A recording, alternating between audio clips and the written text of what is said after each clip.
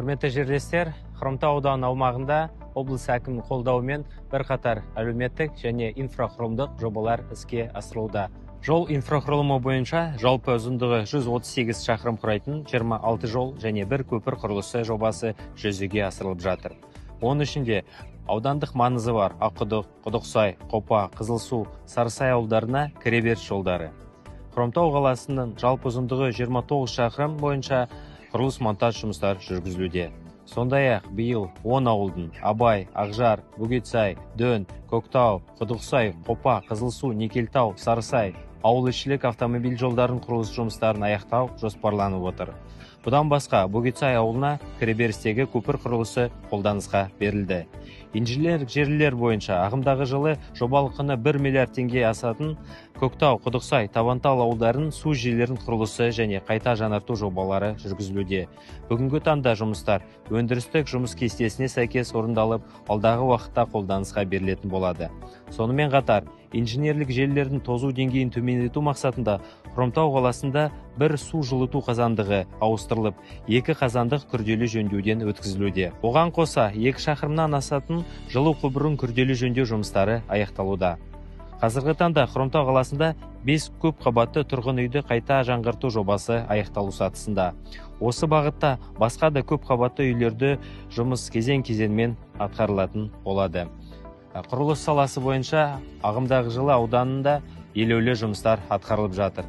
Қопа ауылында ангар типті спорт кешені құрылысы аяқталды. Сонымен қатар, биыл Хромтау қаласында салынып жатқан дене шынықтыру кешені құрылысы аяқталып, қолданысқа берілетін болады. Оған қоса, қазіргі уақытта Хромтау қаласында жабық жүзу бассейні және аудандық мұрағат және мұражай ғимараты нысандар қарқынды жұмыс жүргізіліп жатыр. Қазақстан Республикасының премьер-министрінің тапсырмасына сәйкес Хромтау қаласында индустриалдық аймақ құру жұмыстары жүргізілуде. Нақты айтатын болсақ, 150 гектарлық жер учаскесі бөлінді. Индустриалдық аймаққа қажетті инфрақұрылымды жүргізу үшін жобалық сметалық құжаттама әзірленіп жатыр. Сонымен қатар, әлеуметтік нысандарды да күрделі жөндеуден өткізу, жаңадан салу жұмыстары да назардан тыс қалмайды. Номер 2 Хромтау гимназиясы күрделі жөндеуден жұмыстары аяқталды. Сонымен қатар, ERG тобы демеушілік есебінен 200 миллион теңгеге материалдық техникалық базасы толықтай жабдықталды. Номер 4 Хромтау орта мектебінің жөндеу жұмыстары аяқталды. 25 кабинет модернизация бағдарламасымен жабдықталды. Ақжар және Бөгетсай ауылдарында 75 балаға арналған жеке жаңа балабақша құрылысы аяқталуда. Жазық ауылында 60 орынға арналған мектептің құрылысы аяқталып, қолданысқа берілетін болады. Мәдениет саласы бойынша тоқталып өтсем, ауданның 90 жылдық мерейтойы қарсаңында Хромтау қаласында 400 орындық мәдениет орталығы ғимараты қолданысқа берілді. Тасөткел, Сарысай ауылдарында мәдениет үйлері ағымдағы жөндеуден өтті. Тассай, Табантал ауылдарында жөндеу жұмыстары жалғасуда. Сонымен қатар, Қызылсу ауылдық мәдениет үйінде де күрделі жөндеу жұмыстар аяқталуға жақын.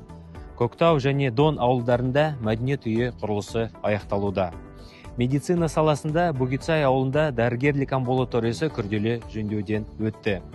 Қала тұрғындарын жайлы демалысын қамтамасыз ету мақсатында бірқатар абаттандыру жұмыстары жүргізілуде. Ағайынды Жұбановтар көшесінде жаңа аллея салынып жатыр. Бейбітшілік көшесінде аллея қайта жаңғыртылуда. Сонымен қатар, орталық саябақтың бір бөлігі де жөнделіп жатыр. Бұдан бөлек, 5 көп қабатты тұрғын үйдің ауласы абаттандырылып, қала аумағында 10 футбол, воркаут және балалар ойын алаңдары салынды. Абаттандыру жұмыстары аясында 2690 түп жас көшет отырғызылды.